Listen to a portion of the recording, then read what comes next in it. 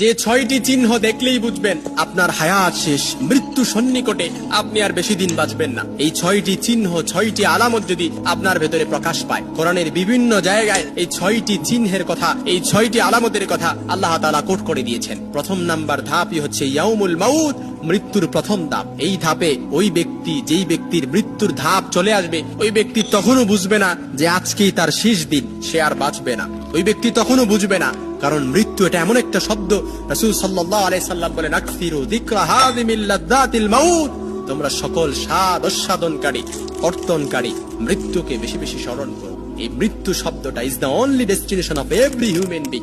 প্রত্যেককেই এই মৃত্যুর স্বাদ গ্রহণ করতে হবে। প্রত্যেকের একমাত্র গন্তব্য হচ্ছে মৃত্যু।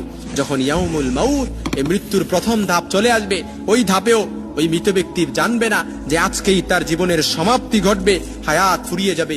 আল্লাহ তাআলা ফেরেশতাদেরকে নির্দেশ দিবে, যাও ওই ব্যক্তির রূহটা কবজ করে নিয়ে আসো। কোরআনে আল্লাহ তাআলা এই ধাপের কথা এইভাবে বর্ণনা করেছেন, ওয়াত্তাকু ইয়াওমা তুরজাউনা ফীহি ইলাল্লাহ সুম্মা তুওয়াফফা কুল্লু নাফসিন মা কাসাবাত ওয়া হুম লা ইউযলামুন। ওই দিনকে ভয় করো যেদিন তোমরা আল্লাহর কাছে প্রত্যাবর্তিত হবে, অতঃপর তোমাদের প্রত্যেককে তার কর্মের ফল পুরোপুরিভাবে পাবে, কারো প্রতি কোনো অবিচার করা হবে না। এজন্য ইয়াউমুল মাউত, এই ধাপটা যখন চলে আসবে, দুঃখজনক হলেও সত্য, কেউ এই দিন সম্পর্কে সে জানবে না। এমনকি যখন এই দিন চলে আসবে, সেই দিনে সে বুঝবে না